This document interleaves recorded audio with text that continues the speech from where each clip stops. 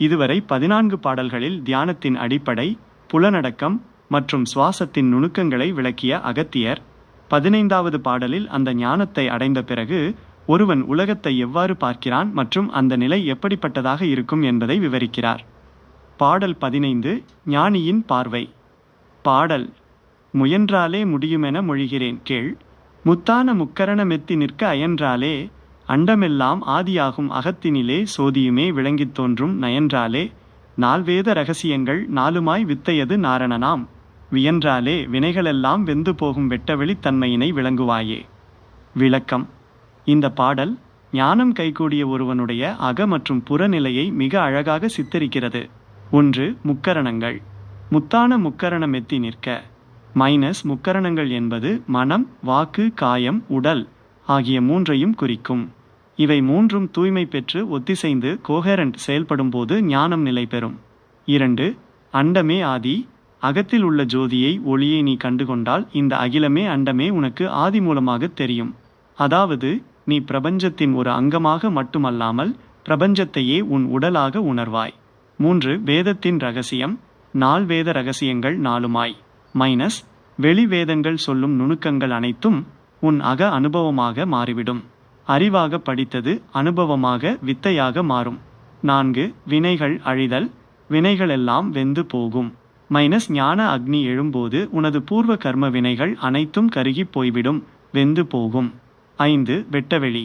இதுவே சித்தர்கள் அடிக்கடி குறிப்பிடும் வெட்டவெளி. The absolute void for state of pure consciousness. எந்தவிதமான பற்றுகளும் இல்லாத தூய அறிவின் நிலை இதுவே. மெய்ப்பொருள். உள் அர்த்தம். வெந்து போதல், கர்ம வினைகள் என்பவை மனதின் பதிவுகள்.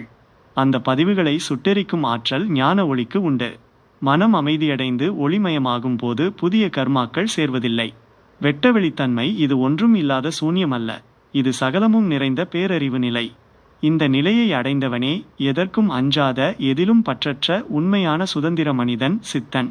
பாடம்: அகத்தியர் மிக தெளிவாக சொல்கிறார், முயற்சி செய்தால் மட்டுமே உன்னால் இந்த நிலையை எட்ட முடியும்.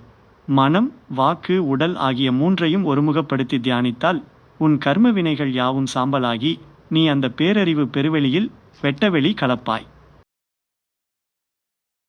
வினைகள் அழியும் நிலையையும் விளக்கிய அகத்தியர் 16வது பாடலில் அந்த ஞான நிலையை அடைந்த பிறகு ஒரு சாதகனின் வாக்கு, சொல்லும் சொல் எப்படி செயல்படும் என்பதை பற்றி பேசுகிறார்.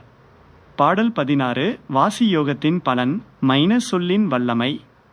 பாடல்: வெட்டவெளி தன்னிலுமே விரிந்து நின்று விபரமுடன் மந்திரங்கள் செபித்து நின்றால் கட்டெருந்து போகுமே, கர்ம வினைகள் காரணமாம் மூலமதை அறிந்து கொள்ளு.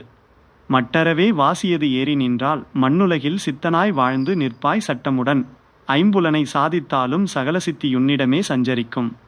விளக்கம்: இந்த பாடலில் சித்தர்கள் ஏன் இவ்வளவு தீவிரமாக வாசியையும் தியானத்தையும் போதிக்கிறார்கள் என்பதற்கான பலனை அகத்தியர் விளக்குகிறார்.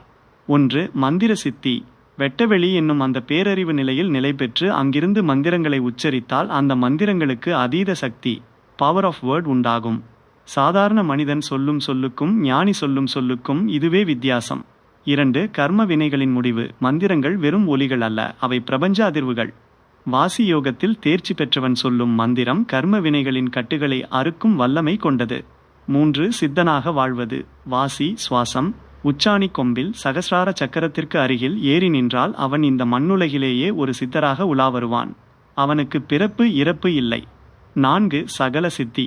புலன்களை வென்று மனதை அடக்கி வாசியை நிலைநிறுத்திவிட்டால் உலகில் உள்ள அஷ்டமா சித்திகளும் 8 வகை அதீத சக்திகள் அந்த சாதகனை தேடி வரும். அவன் அவற்றை செய்ய வேண்டியதில்லை, அவை அவன் மூலமாக தானாகவே நிகழும். மெய்ப்பொருள். உள் அர்த்தம். சஞ்சரிக்கும் சித்துகள் அவனிடம் ஏதோ ஒரு பொருளை போல வந்து சேர்வதில்லை. அவனது இருப்பே பிரசன்ஸ் சித்துகளின் வெளிப்பாடாக இருக்கும். அவன் நினைத்தால் ஒரு காரியம் நடக்கும் நிலை. சட்டம். இங்கே சட்டம் என்பது பிரபஞ்ச விதிகளை குறிக்கிறது, காஸ்மிக் லா. பிரபஞ்சத்தின் விதிகளுக்கு உட்பட்டு புலன்களை சாதிப்பவனே இந்த வல்லமையை பெறுகிறான். பாடம்: அகத்தியர் மிக தெளிவாக கூறுகிறார், உன் சுவாசத்தை கட்டுப்படுத்தி உன்னுள்ளே நிலை பெற்றால் உனது வார்த்தையே மந்திரமாகும். நீ உலகியல் பந்தங்களில் சிக்காமல் பிரபஞ்ச சக்திகளையே உன் கட்டுப்பாட்டில் கொண்ட சித்தனாக வாழலாம்.